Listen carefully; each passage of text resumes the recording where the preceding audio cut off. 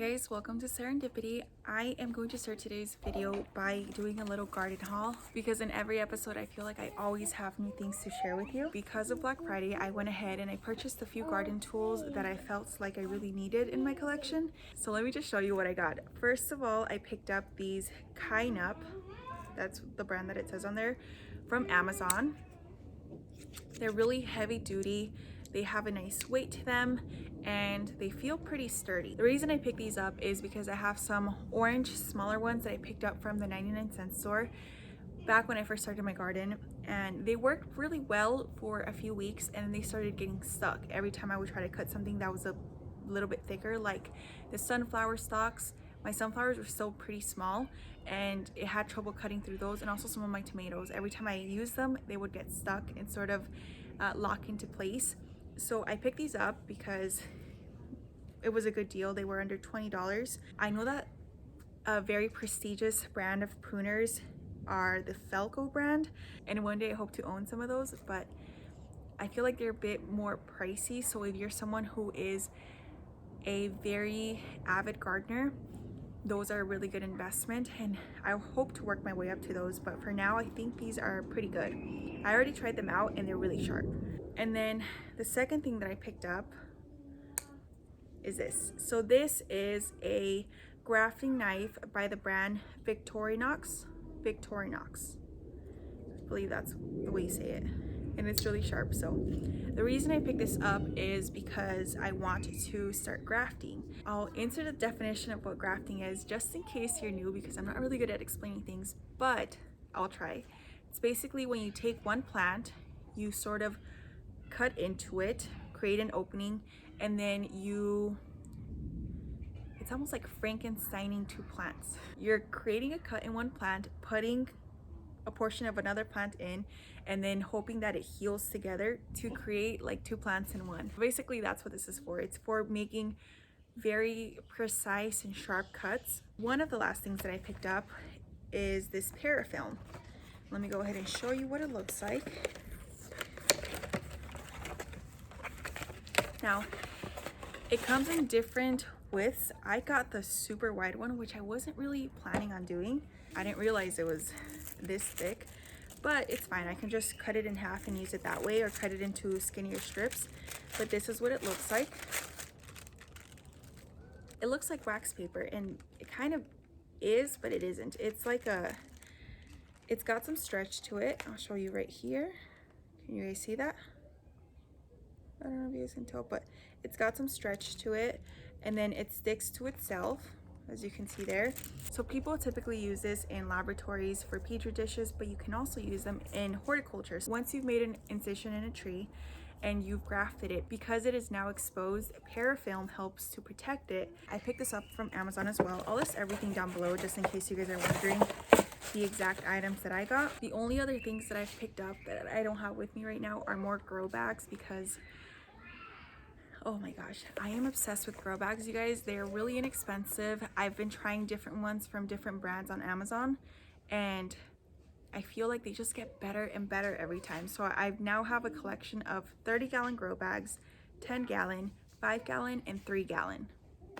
So in case I ever need to pot anything up, I have everything ready to go. And then aside from that, I also bought some grow lights. The reason I did that is because we are heading into winter, and one huge mistake that I made this year with my garden is not starting things early enough. And when it comes to things like tomatoes or peppers, you want to start them ahead of time so that once you transplant them into the garden, they're a little bit more mature and they can take off, versus starting them from seed at the beginning of spring and then having to wait more weeks for it to finally sprout and start growing and maturing a little bit. So it gives you a head start, and grow lights are, I don't think they're absolutely necessary, but they are a huge help. There's one plant that I did buy off of Etsy, and I'll go ahead and bring it out right now. Here it is. I know it doesn't look like anything really right now because it's so teeny tiny, but this right here is a baby fig tree. This is a little red ruby fig tree. It'll grow a few feet, but it's not going to grow huge like most fig trees do. And I've heard that the figs from this tree taste really good, although they are pretty small. So This is my first ever fig tree. I bought it off of Etsy and it came in really good condition. It's starting to go dormant. So I potted it up and I've been leaving it out here actually because at night we are reaching the high 30s, low 40s, and the tree's doing good so far. As soon as it starts dipping into the mid to low 30s, I'm gonna put it in my garage and let it overwinter there. And in spring, it's gonna start growing again. So I'm very excited. I feel like this was my introduction to fig trees. I've actually never tried a fig before, but I've heard that they are delicious fruits and I think my kids would really love them. I mean, I've tried fig bars and those are delicious. So I've heard they are nothing compared to the fruit. So this is my first fig tree and I actually ordered some cuttings off of Etsy. I'll show you guys those when they get here and then I'll show you guys how I'm potting them up and propagating them. So I'm so excited about that. Because this is my first fig tree, it's gonna be a special one for me. My daughter actually named it Pikachu because she says that's what the ears remind her of. Now let's head on to the garden. I didn't know that you could overwinter tomato plants. I found out about it about maybe like 3 days ago. By then I had already pruned them and taken off all the suckers. But once I found out, I thought overwintering probably means that you can dig them up and then put them in a pot and bring them indoors. And obviously, when your plants are this huge, that's not really how it works. So basically, if you want to overwinter your tomato plants, you take some of the suckers off, you put them in water or a potting medium if you choose to do so. You let them develop roots and then you basically grow them over the winter. They won't grow as much, but if in case they do, you can keep them pruned.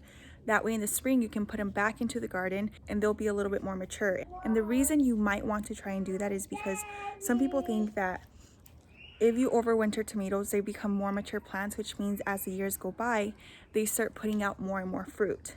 And the fruit tastes better and gets bigger, similar to some fruit trees where you might take off the fruit the first year and the following year you get a lot more. So they become more mature plants and you can just keep cloning them that way rather than starting them from seed, which is what I was planning to do. Now that I know that I'm gonna let the suckers on these tomato plants grow as much as possible so that I can go ahead and do that in a few weeks. Hopefully they grow a little bit bigger before the first frost comes, but look how huge they are. They look beautiful. The only thing that I also have to take into account is that a lot of people recommended against overwintering indeterminate tomato plants, which are the ones that keep climbing. Because they're so huge, you don't want to plant that big indoors because it might get out of control.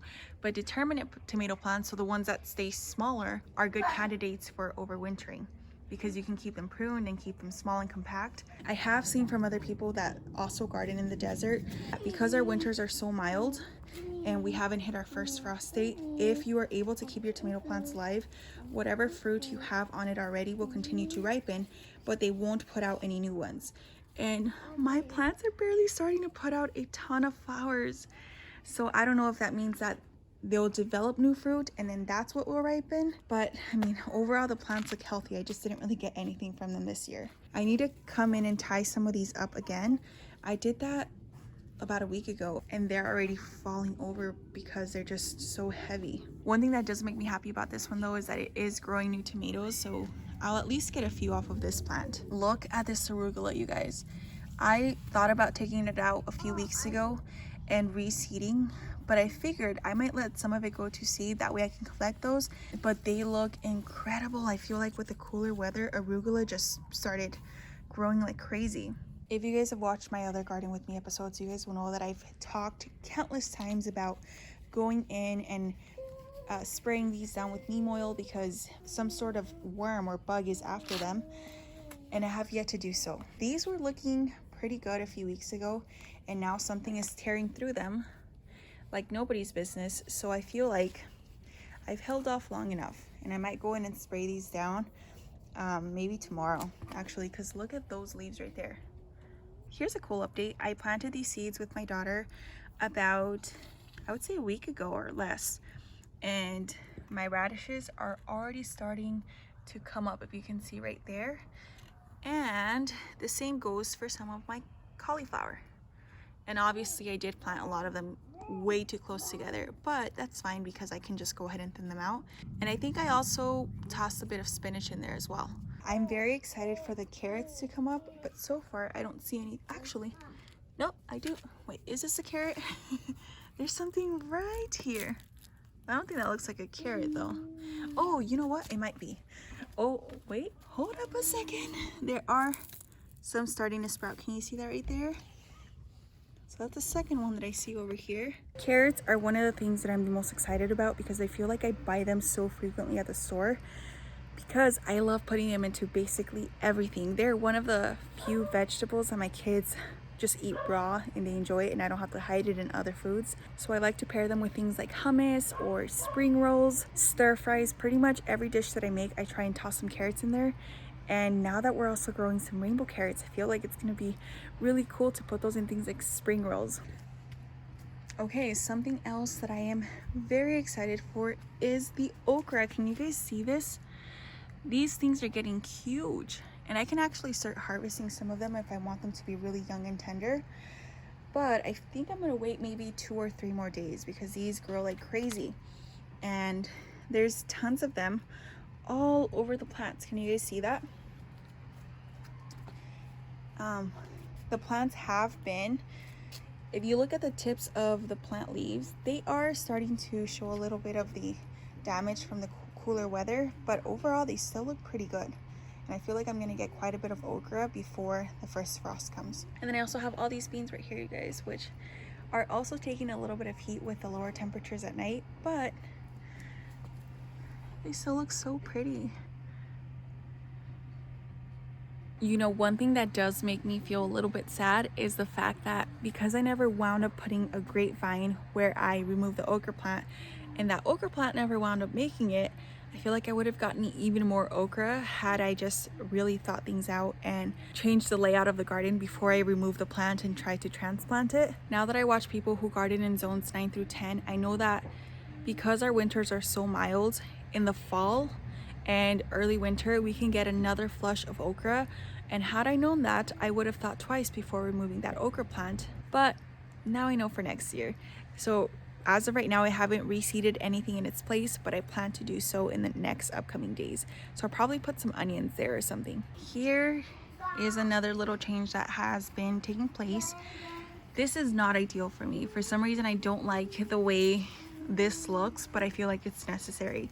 It's basically 2 bamboo sticks with a few pieces of string tied at the ends. And the reason I put this here, it's not my favorite, but I feel like I needed some sort of support because previously I had my trellis right here. So those peas were meant to climb up, and now that there's nothing supporting them, they were just sort of falling over and grabbing onto all of my radishes and all the other plants behind them. Next year when I plant some more peas, they are not going to go here, but because they were already there, I figured I'd add support however I could. And it's not the most aesthetically pleasing little setup, but it works for now.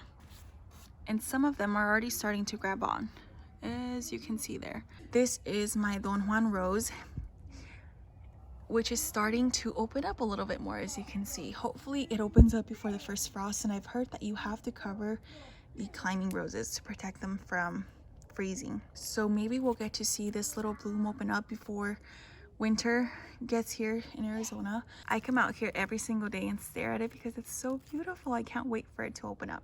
So this is definitely a bit of a shorter video, but I hope you guys enjoyed it. Those are the small updates for now. Like I said before, in a few days I'm going to do a full garden tour, and I'll be a lot more detailed with what's going on, and hopefully there will be some new sprouts to show you guys by then. Thank you guys so much for watching. I appreciate you guys being here. I hope you have a wonderful day, and I'll see you in my next one. Bye guys.